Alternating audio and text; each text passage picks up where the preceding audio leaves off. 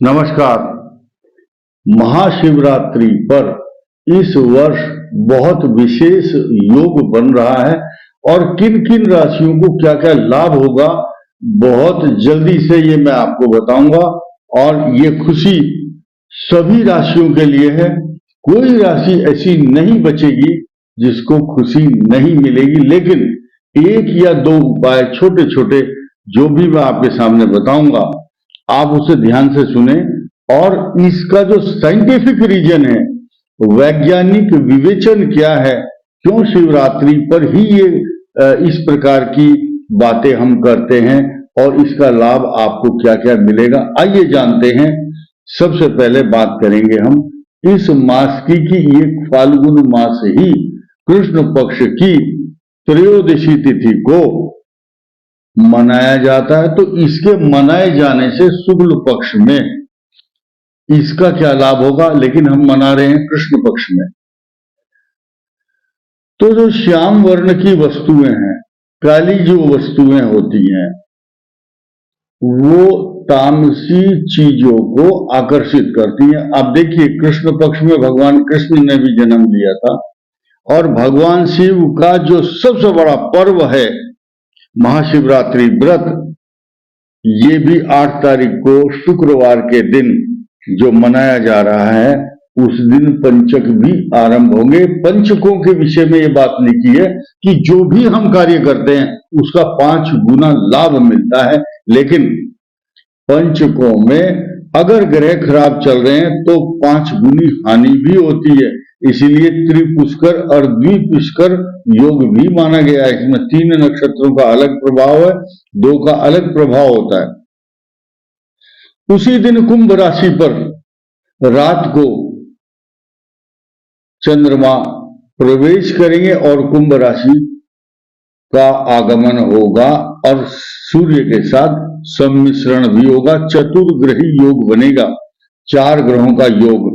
और ये 4 ग्रहों का योग 2.25 दिन तक रहता है। कानून ये है, नियम ये है, सिद्धांत ये है ज्योतिष का। अब ये जो फाल्गुन मास है, ये और त्रयोदशी, इन दोनों चीजों को साइंस से समझिए, विज्ञान से समझिए। ये जो महीना है ये सेकंड लास्ट है। ज्योतिष में, शास्त्रों में इसको उपांत मास की उपाधि दी गई है। उपांत मतलब सबसे लास्ट जो महीना है जिसमें मीन राशि में सूर्य रहता है, उससे 1 महीना पहले वाला उपांत मास है। नया वर्ष आपके लिए शुभ हो इसलिए। और जो सारी तामसी शक्तियां हैं वो अमावस्या को एकाग्र हो जाती, एकत्रित हो जाती हैं। और चंद्रमा और सूर्य अमावस्या, अमा का मतलब है इकट्ठा होना, वासस्य सूर्य और चंद्रमा का जहां वास हो उस चीज का नाम है अमावस्या। ये दोनों इकट्ठे हो जाते हैं, सूर्य और चंद्रमा। और जो तामसी शक्तियां हर मनुष्य के ऊपर हावी हो जाती हैं। चंद्रमा मनसो जाता, मन का प्रतीक है चंद्रमा। जिस प्रकार वो जो तत्व है, जल तत्व है, मन तत्व है, ये इसमें विकृति आने की संभावना अमावस्या के दिन होती है। आपने देखा भी होगा, सुना भी होगा। अदालतों से रिकॉर्ड निकाल करके देखिए, जितने भी अपराध होते हैं अधिकांश 90% अपराध अमावस्या को करता है। कोई चोर, बलात्कारी, लुटेरा, बेईमान या लड़ाई झगड़े या उन्माद रोग, पागलपन अमावस्या और पूर्णिमा को क्यों होते हैं? क्योंकि चंद्रमा उस दिन समुद्र में ज्वार भाटा आता है। चंद्रमा का जो जल तत्व है वो चंद्रमा की ओर सुनामी आती है।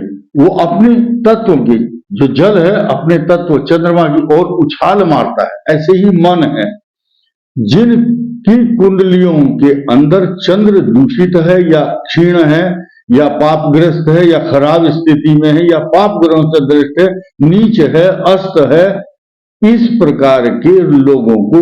और चूंकि संसार में चंद्रमा ही मन को गवर्न करता है और वो विकृत ना हो, इसीलिए 2 दिन पहले ये मास की जो शिवरात्रि है, ये कहते हैं कि उस दिन व्रत रखो। व्रत रखने से खा पी करके मनुष्य ज्यादा उपद्रव करता है, खाली पेट होगा तो उपद्रव नहीं करेगा, शैतानी नहीं करेगा। इसीलिए व्रत रखने का सिद्धांत और नियम रखा गया है शास्त्रों में। तो 12 राशियों पर, 12 की 12 राशियों को, जिनके मन, तन या धन या उनकी कुछ घरेलू समस्याएं, नौकरी, व्यापार, प्रतिष्ठा तथा जो भी विवाद है, जो भी समस्या है, 100 बीमारियों का एक इलाज है। शिवरात्रि के दिन भगवान शिव पर दूध, दही, घी, शहद, बेलपत्र से उनका अभिषेक करें। क्यों करें? क्योंकि चंद्रमा को ठीक करना है, चंद्रमा की शांति होगी। क्यों होगी? क्योंकि भगवान शिव के शीश पर चंद्रमा उनका आभूषण है।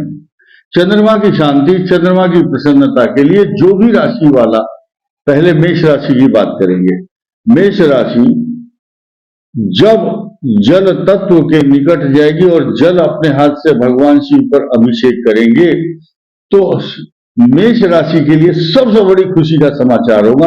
11वें भाव लाभ स्थान में आपके 4 ग्रह होंगे, चारों एकदम लाभ देने को आतुर हो जाएंगे, मजबूर हो जाएंगे, क्योंकि आपके लग्न में इस समय बृहस्पति भी चल रहा है और जो राहु है, जो आपको कष्ट देने वाला है, आपको हानि, परेशानी, तनाव, वो कुछ नहीं कर पाएगा, आपको बचाएगा समस्याओं से। वृषभ राशि के लिए आपके धन, प्रतिष्ठा, मान सम्मान, नौकरी, पिता, कई सारी चीजों का कारक बना हुए जो 4 ग्रह हैं, ये आपको वृषभ राशि को लाभ देंगे। और अब मिथुन राशि के भाग्य स्थान में बैठ करके, जब मिथुन राशि दुविधा में रहती है, कंफ्यूज रहती है, डबल माइंडेड होते हैं, निर्णय नहीं ले पाते, तो निर्णय एकदम सही पड़ेगा जाकर के। जॉब से रिलेटेड समस्या या घरेलू समस्याओं से आप जूझ रहे हैं, तो उनका निराकरण भी यही है। जल तत्व के निकट जाकर भगवान शिव का अभिषेक करना। और जो लोग दूसरे धर्म के हैं, जैन, बौद्ध, पारसी, यहूदी, जो विदेशों में रह रहे हैं, हमारी बात सुन रहे हैं, उनके आग्रह पर ही ये वीडियो बनाया जा रहा है। वो अपने अपने धार्मिक स्थल पर जाकर के अपने आराध्य देवता, इष्ट देवता, जिनकी भी पूजा करते हैं और जिस विधि से करते हैं, उसकी उपासना करनी चाहिए। क्योंकि ईश्वर की निकटता, उपासना, उप का मतलब निकट, आसना मतलब बैठना, आसन लगाना। आप ये देखिए, जब आप एसी में बैठते हैं तो ठंडक का अनुभव होता है, सर्दियों में हीटर लगाते हैं तो गर्माहट का अनुभव होता है। जब ईश्वर के निकट पहुंचेंगे तो ईश्वर की अनुभूति, ईश्वर का एहसास, ईश्वर का सानिध्य भी मिलेगा। ये गारंटी है, ये विज्ञान ने प्रूव कर दिया है इस बात को। अब आप आते हैं मिथुन राशि की सभी मनोकामनाएं पूर्ण होंगी, क्योंकि इनकी घरेलू समस्याएं दूर करने के लिए ग्रह आ रहे हैं और निकट हैं। कर्क राशि को, तो कर्क राशि स्वयं जल तत्व राशि है और इनकी राशि का स्वामी होगा कुंभ राशि में, अष्टम भाव में। इसीलिए कर्क राशि को शांत रह करके दूध, दही, घी, शहद, बेलपत्र से भगवान शिव का अभिषेक करेंगे तो 50% तो दुख, कष्ट, परेशानी वैसे ही दूर हो जाती। एक कदम आप चलते हैं ईश्वर की तरफ तो एकदम आपके कष्ट दूर हो जाते हैं। 2 शब्द हैं कर्क राशि के लिए नहीं, पूरे विश्व के लिए, कर और पा। कृपा अगर मिलनी है भगवान की तो भगवान कहते हैं कि कर और पा, कृपा हो जाएगी आपके ऊपर, लेकिन पहले आपको करना पड़ेगा। भगवान ऐसे ही नहीं हवा में जादू से कुछ देते।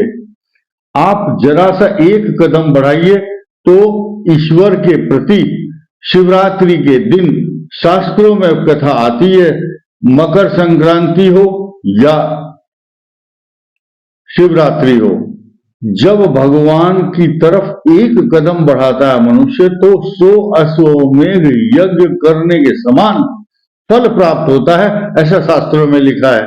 तो कर्क राशि जल तत्व राशि है, भगवान शिव को अभिषेक करेंगे तो आपके ऊपर आने वाली जो परेशानियां हैं वो दूर होंगी, इसमें कोई संदेह नहीं है। क्यों ये बात आपको जोर दे करके इसलिए कह रहा हूं क्योंकि आपकी राशि का स्वामी चंद्रमा उस दिन अष्टम भाव में आएगा, इसलिए आपका मलिन मुख, उदासी, तनाव, चिंता, इन सब को दूर करने के लिए आपके लिए बहुत शुभ और अच्छा और सरल उपाय है।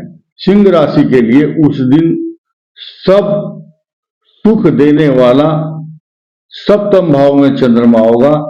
आपके अष्टम भाव का जो राहु है वो आपको कुछ नुकसान इसलिए नहीं पहुंचा पाएगा क्योंकि मीन राशि में राहु है और मीन राशि में उच्च राशि का होता है शुक्र, और ये तामसिक शक्तियों का स्वामी है, दैत्यों का गुरु है, और उसकी राशि में जहां उच्च का होता है और बृहस्पति वहां के स्वामी होते हैं, तो राहु वहां उपद्रव नहीं मचा पाएगा क्योंकि सिंह राशि के पंचम भाव बुद्धि और ज्ञान का स्वामी भी बृहस्पति है। कन्या राशि के लिए छठे भाव में ये चारों ग्रह आएंगे। आपको एंग्जाइटी, तनाव, चिंता, परेशानी, नकारात्मक सोच, अशांति, ये सब खत्म हो जाएगी। मात्र भगवान शिव पर ओम नमः शिवाय ये पंचाक्षरी मंत्र पढ़ते ही आपके शरीर में दिव्य तेज, स्वाभिमान, आत्मविश्वास की वृद्धि होगी। तुला राशि के लिए ये चारों ग्रह पंचम भाव, अच्छा ज्ञान, अच्छी बुद्धि, अच्छी निर्मल स्वभाव होगा उस दिन आपका। और भगवान क्या कहते हैं? निर्मल मन जन सो मोहि पावा, मोहि कपट छल छिद्र न भावा। भगवान को निर्मल मन चाहिए। वो तुला राशि वाले ही निर्मल मन के इसलिए होते हैं क्योंकि ये सब बिल्कुल न्यायपूर्ण बात करते हैं, अपने मन को, तन को, समाज को बैलेंस करके चलना चाहते हैं। तो भगवान शिव क्यों प्रसन्न होंगे तुला राशि पर? क्योंकि इनकी राशि का स्वामी शुक्र है। शुक्र दैत्यों का और तामसिक शक्तियों का स्वामी है और भगवान शिव उन सबको कंट्रोल करते हैं। हेड ऑफ द डिपार्टमेंट भगवान शिव हैं, क्योंकि तीन शक्तियां हैं, सात्विक, राजसी और तामसी। उत्पत्ति, स्थिति और संहार, तीन वस्तुएं हैं। जीओडी गॉड, जनरेट, ऑपरेट और डिस्ट्रक्शन। भगवान शिव संहार के देवता हैं, संहारक हैं। यानी कि इस मास में भगवान शिव की कृपा से तेज हवाएं चलती हैं, हर वृक्ष में नई नई कोपले और यौवन आता है हर वृक्ष के ऊपर। ये भगवान शिव की कृपा है। भगवान शिव सृष्टि का संहार करते हैं, यानी कि पुरानी वस्तुओं को खत्म करके नई वस्तुएं, नई प्रकृति का निर्माण करते हैं।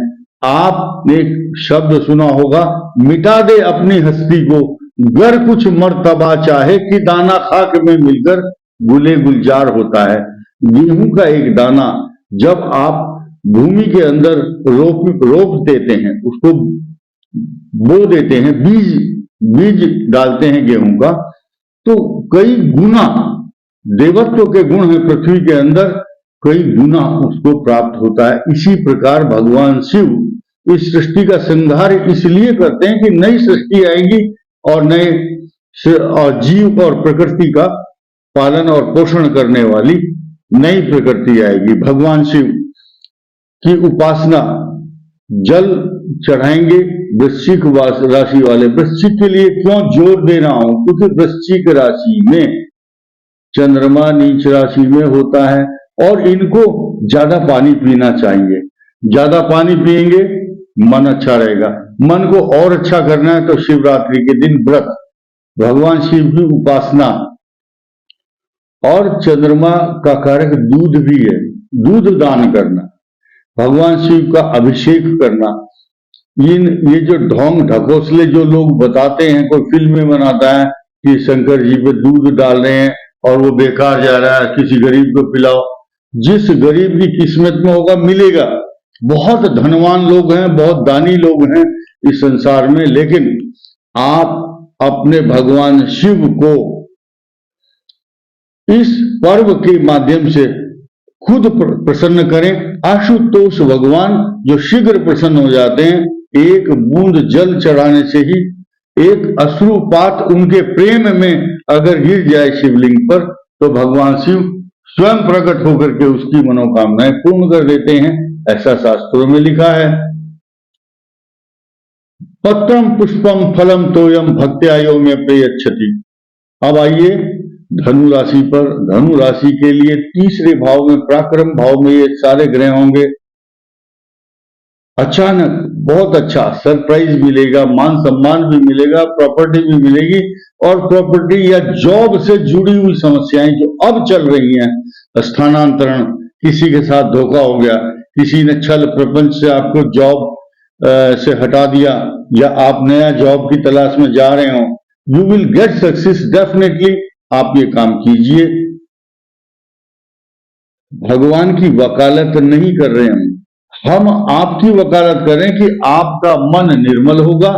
भगवान शिव इस अवसर पर जब पंचक लगे हुए हों, उपांत मास और तामसी शक्तियां आपको गलत मार्ग पर ले जा सकती हैं, इसलिए बचने के लिए ये काम बहुत आवश्यक है। 12 राशियों को बहुत अच्छा प्रभाव होगा।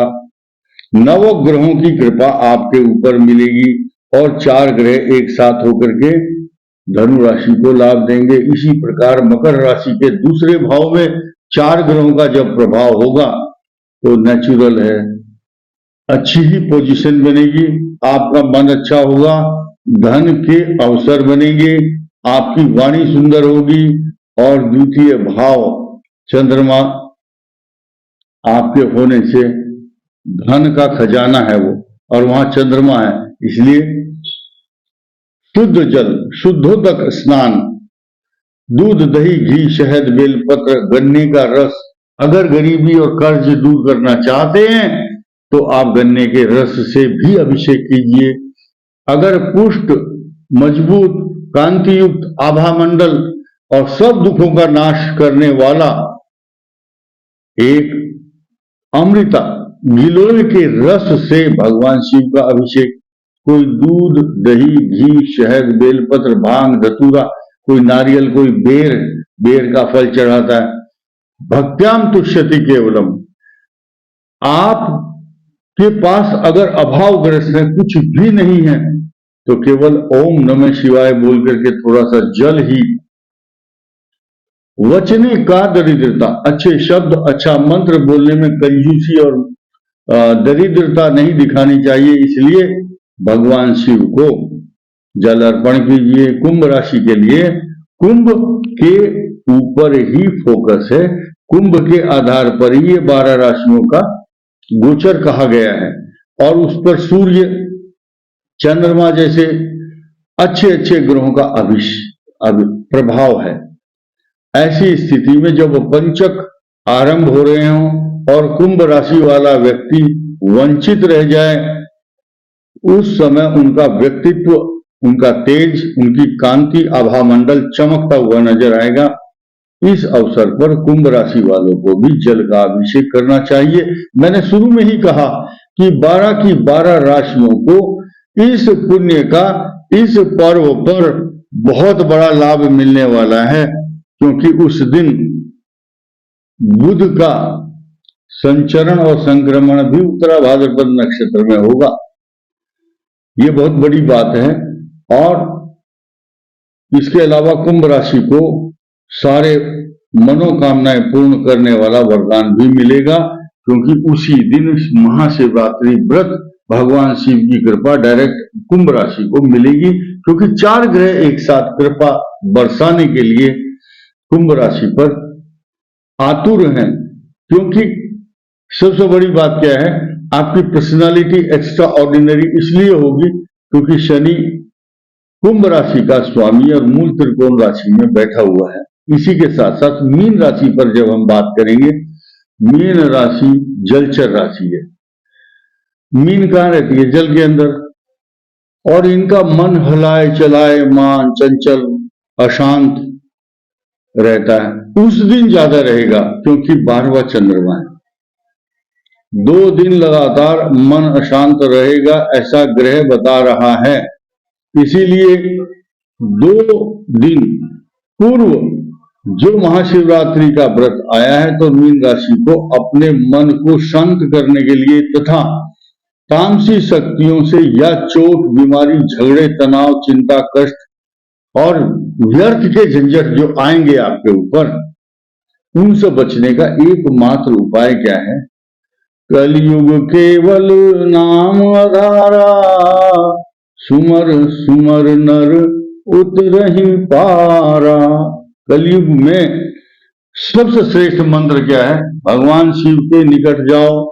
शिवरात्रि जैसे महापर्व पर मीन राशि जो कि जलचर राशि है, अपने हाथों से कर कमलों से जल अर्पण करके भगवान शिव की उपासना करें।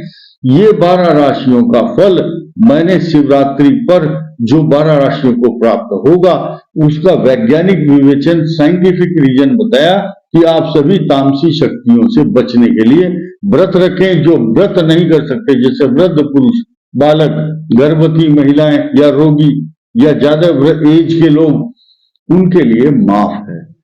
तो इस वीडियो में इतना ही। धन्यवाद।